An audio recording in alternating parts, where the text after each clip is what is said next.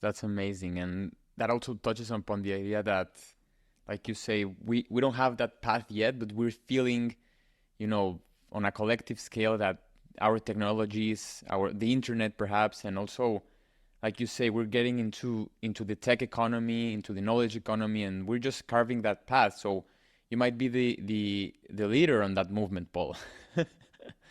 That would be, We'll see. Like, yeah, it feels weird. I mean, I think I was just trying to like figure stuff out for myself. yeah, And yeah, I guess people are looking to me as like a leader, but yeah, it's weird. yeah.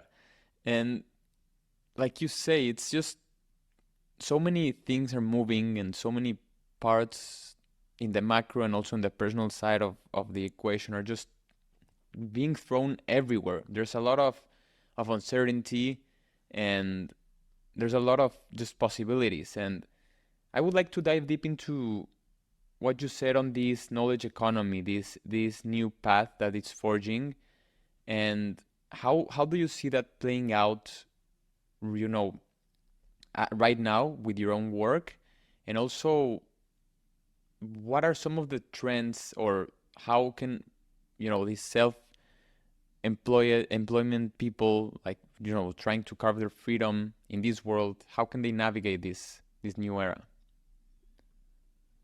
I I think step one is really just becoming aware of what script you're running in your head. Most people have a story in their heads about what they're supposed to be doing in life.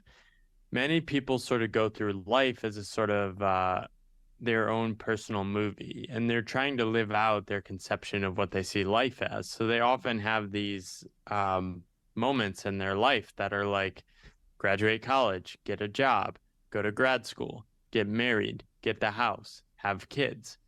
The problem with that is a lot of people run out of things to aim for, Hmm. or they face a disruption early on in their journey and it scrambles everything. And they say, well, I don't know if I want that like sequence.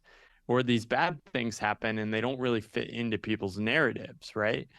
So one is becoming aware of like, what is work?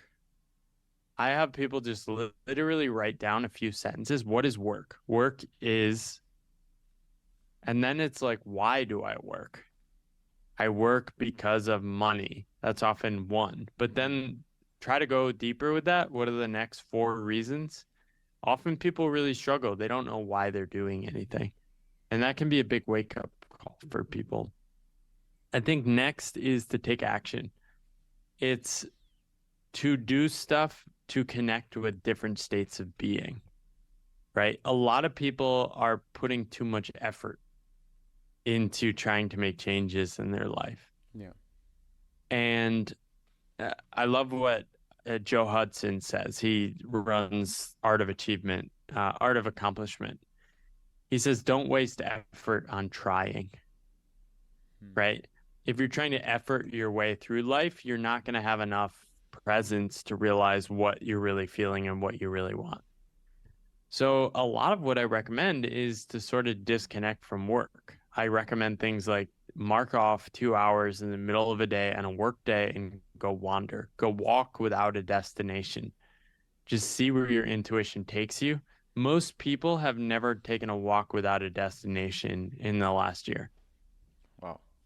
They only walk places to go somewhere, to meet a friend, to go do stuff, right? And you sort of realize, like, oh, I'm sort of like robotic and like I'm just either paying attention to my calendar or doing what I did yesterday. Just sort of like pattern interrupt that. Another way is to take a sabbatical. Hmm. So take 1 to 3 months off sometime in adulthood. If you're going to work 500 months and you're committed to full-time employment, I think 1 to 3 months would not be that hard to find. People have these massive, expensive weddings and they somehow figure a way to pull it off, but they cannot figure out a way to celebrate life and lean into their own like existence and leisure and reconnect with what matters to them. I think it's more important. So, like finding space in your life to do things like that. But yeah, I often just say like start with wandering. take a walk without a destination. Another thing you can do is remember what you used to do in a random day when you had free time as a kid and go do that as an adult. Do you have something that pops up? It looks like you're thinking of something. I remember when we used to go to vacation, me and my brother, we would just play catch baseball in the Yeah. beach. When's the last time you played catch? Oof, it's been with him, it's been at least 2 years. Yeah, go do that and just see how it feels. It'll probably be really fun. Yeah, it's one of the most Um, enjoyable things. Yeah. and I think the hard thing for young people, I just had a child. I'm 38. I'm a bit older to become a dad. And one thing I'm realizing now, spending time around her, is I'm so playful around her. It's so fun. I'm so silly. And people are having kids later, so we've lost this connection. We have Yeah. this big gap of like serious achievement based in adulthood where we forget to be silly and play and do all these things. Wow.